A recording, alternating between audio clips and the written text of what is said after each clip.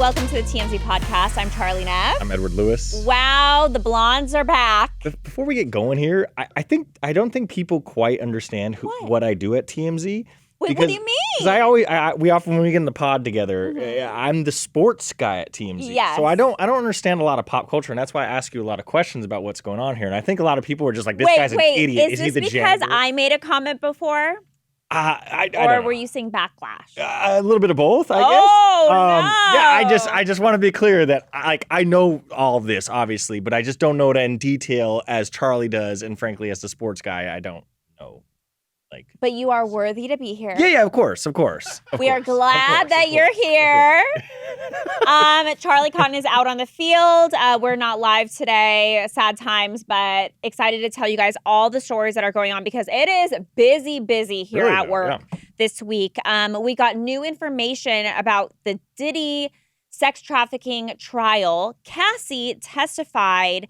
And, oh, man, she's revealing a nasty, painful UTI that she got from all the Freakoffs. Multiple ones, yeah. Yeah. Also, Justin Bieber, as you guys know, he's no longer connected to his former manager, Scooter Braun. We now know that there are audits that were done between the two of them, which show that Justin owes Scooter millions. And lastly, we've obtained a video of Theo Vaughn grabbing somebody by the throat in Nashville at a bar. Starting off, I'm sure you guys have been keeping up with all of the Diddy updates. There's no cameras currently in the New York City trial.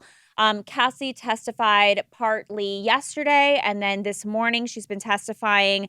She said there was a painful physical side effect from all the freak-offs that Diddy was doing with male escorts. She got a urinary tract infection, multiple. So she testified that she would take opiates after freak-offs to numb herself from painful UTIs. Remember, she had said that she would put like baby oil, that Diddy wanted baby oil all over her. And we were told you're actually not supposed to use baby oil as like a lubricant during all that kind of stuff. And it can cause infections. Well, here, she did end up getting infections, and the UTIs would give her a burning sensation. She got them so often that antibacterial medication stopped working. She needed something more powerful. She turned to opiates for that, and she testified that she would also get sores on her tongue from all the oral sex during the freak-offs. She told the jury that she needed massages, IV fluids, and food to recover from the freak-offs. I mean, it sounds horrific. Yeah, and there was so much more testimony over this week that was like peeing and I mean, all kinds of graphic imagery associated with these freak-offs. The big question I think the jury is going to have to answer with this is, in my opinion, is how relevant is this to the case? And what I mean by that is Diddy is not charged with like being mean to Cassie or necessarily forcing Cassie to do things, correct? He is charged with racketeering and like prostitution, overstate lines. Yeah, that kind of deal, right? So as horrific as these allegations against Diddy are, that like he kind of like basically coerced her, and there was times during her testimony that she said that I felt like I couldn't say no to Diddy. She admitted that the first one she was open to it and consensual, but then the rest were like, man, he kind of had power over me. I felt like I couldn't say no, and then they became frequent. So but regardless, those are not the charges he's facing. So it's an interesting testimony for me because it does speak to his character. Right, of course, and paints Diddy in this horrific light. But at the end of the day, the jury is going to have to answer, like, did he participate in some kind of illegal activity here as far as an operation of a freak-off?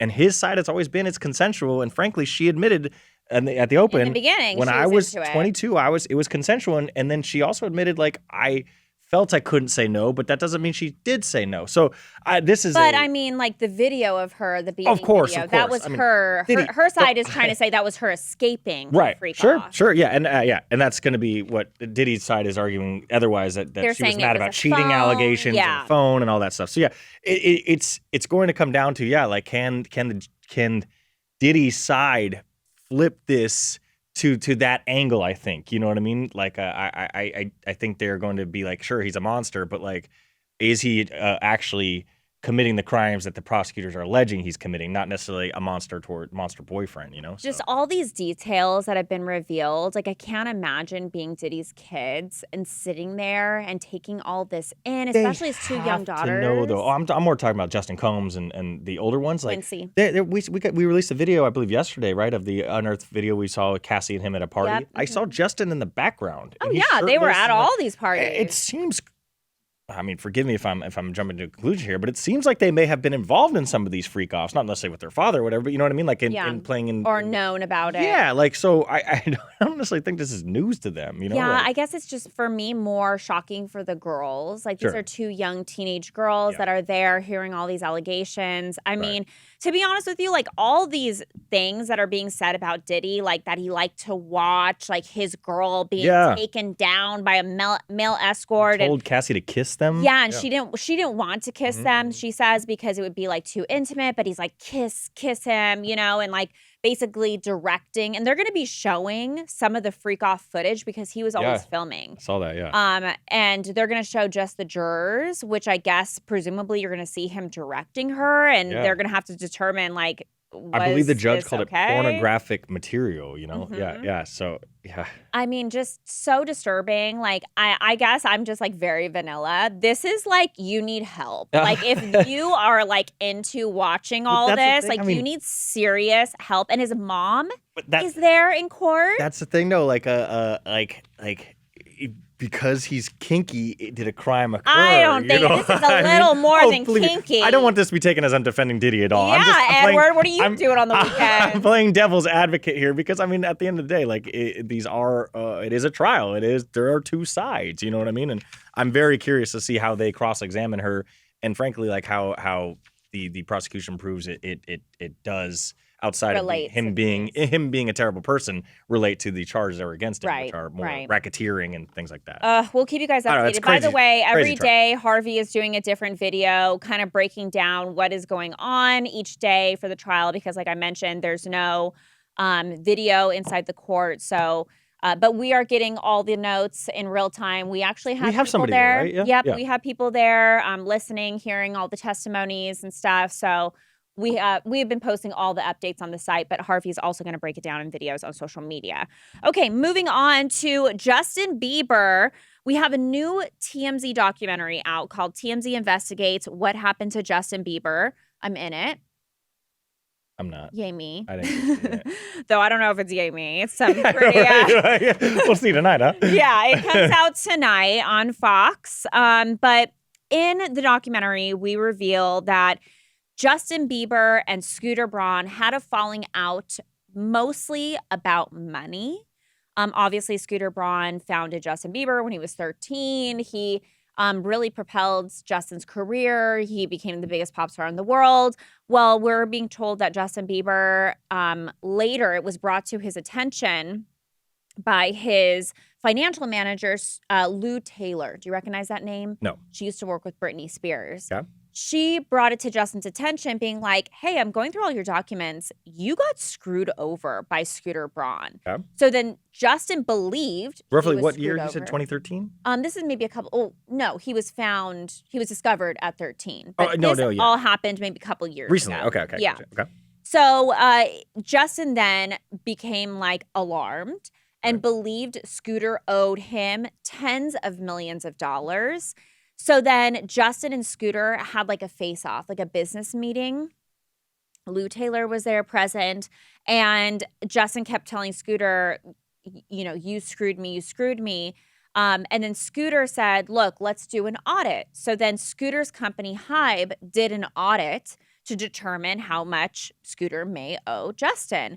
Well, that audit, which we have seen documents, showed that Justin owed Scooter $1 million. So at that point, Justin's like, of course you're going to come up with that. Your company paid for this audit. Right. So then there was a third-party auditor that came in, Price Waterhouse. They do the Oscars every year. They came in, they did an audit, and basically they determined that Justin owed Scooter a little over $8 million, almost $9 million. So Justin, we're told he did his own audit. We don't have the results as to what that came out to. But basically, it's just gotten really nasty between these two. You don't see them together anymore. They really don't talk anymore. And they used to be super tight. Forgive me if this is in the documentary, and maybe you could say this is spoiler alert.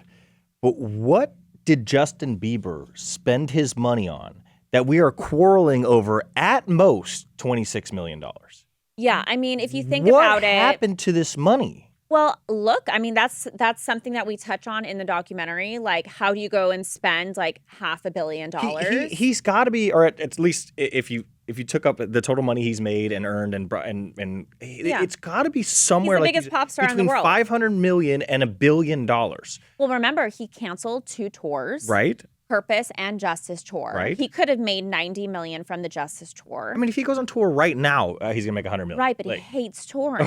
Okay, but regardless, so my point is, he at some point made roughly $500 million. Yeah, but it's expensive to be Justin Bieber. What? But he's not flamboyant. He's not flashy. I don't see him with 17 different cars. He doesn't have a different gold chain around his neck every week. Like, he doesn't have a private jet. I don't see him yachting. But he's always charting private jets, heavy jets. I guess we spent $500 million on that. Renovating tour buses. $500 million. I would think that that's like $50 million. You know what I mean? Yeah, to travel expenses. So, but we're talking like, poor people rich, right? Where it's like I only have $100 million. I mean, we don't know the number, but it's like a rich person being like, I went from $500 million to $100 million. Right. I'm poor now. Well, it's like, okay. No, like, I get that. He doesn't have $1 in his wallet. Squabbling, to ruin this lifelong friendship. Our reporting is that Bieber was initially mad over $26 million, and now Scooter is saying, no, you owe me $9 million. And well, the $26 million was an advance that he got because remember he was going to be doing the Justice tour. Mm-hmm. So apparently I think it was AEG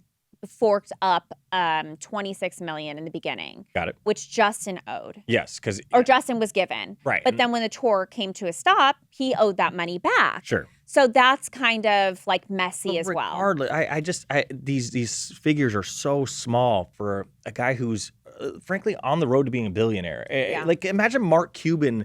Like having, you don't know, like Dirk Nowitzki, you know him, he's their famous Dallas Mavericks player. Like ruining a friendship over a few $1 million. Like you have $1 billion, okay. Like But we're not talking like $1 million. We're talking 26 at most. And what frankly we came down to, it's probably closer to 9. Like yeah, but we're told that Justin compares his relationship to Scooter like Elvis and then the Colonel. Right, I do remember. That whole thing from where the Austin Butler movie, I did see that. Yeah. Oh God, I love that. That's how you know it. But look, we dive into all of this, and then Justin also posted kind of a alarming video with a filter. We actually have that if you guys want to take a look. That's what we like to say. It's an no bueno.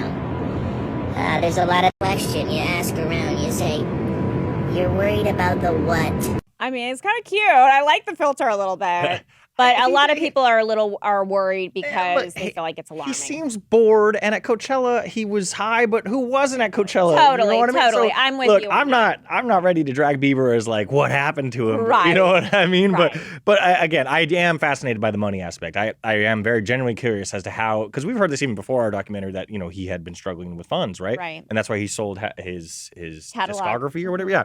Like I'm fascinated how somebody blows through that kind of money. Yeah, so we have a ton of sourcing in the documentary. Highly recommend. Take a look. And moving on to Theo Vaughn, our final story. We got crazy video of him grabbing somebody by the throat in Nashville at a bar. So a man in our video is holding some birthday balloons.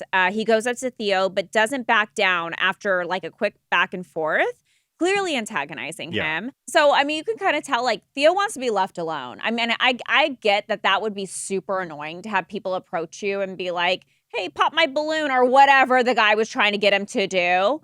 And even, like, the throat grab. I know it's, like, a little crazy. He grabs his throat. But, like, I feel like it could have been a lot worse. This is clearly what it seems to be, in my opinion. Like, these people clearly seem to bother Theo to the point where he was like, dude, I have to use physical force to get away from me. You could see it on his face, on the other guy's face. Like, he's looking at his friends like, should I do it? Should I do it? You know what I mean? It's very clearly antagonistic. And we wrote in our story that we did contact the police. Yeah. And the police did. Because police, the guy had reached out to police. So then we reached out to see, like, hey, what's going on? And they basically said, we didn't take. We're not They're taking not it serious. pursuing Yeah, it. like and even the police were like, and that tells me that it's very clear what's going on here. This dude was antagonizing him, got in his face, and you get in my face, I have the right to put my hands on you. Get off me, get away from me. So you won't find me bashing Theo for this video. Yeah, me either. I agree. Wow, look at us. We agree on so many things. Hey. Charlie Cotton and I, we just fight and bicker during the entire session. Okay, well, I'm different. All right, Edward, what do you got going on this week? Nothing. It's Lucas's birthday on Saturday. Oh, no, wait. I thought I wished him happy birthday yesterday. I'm sorry, his birthday party. I okay. I didn't get that invite. Yeah, no, yeah. Oh, you did not? No. Wow. Oh. And I do like the birthday shout outs here too. Yeah. And I gave him a birthday I know. That's interesting that he didn't invite you. It's okay. It's supposed to be raining on Saturday. Well, yeah, it's inside party. Oh, okay. Yeah, I still don't. I'll send you a picture of it. I'll show you. How fun I'm having. Well, okay. On that note. Thank you so much for joining us today, Edward. Thank you. Thank you. Always a pleasure. We'll catch you tomorrow. Bye.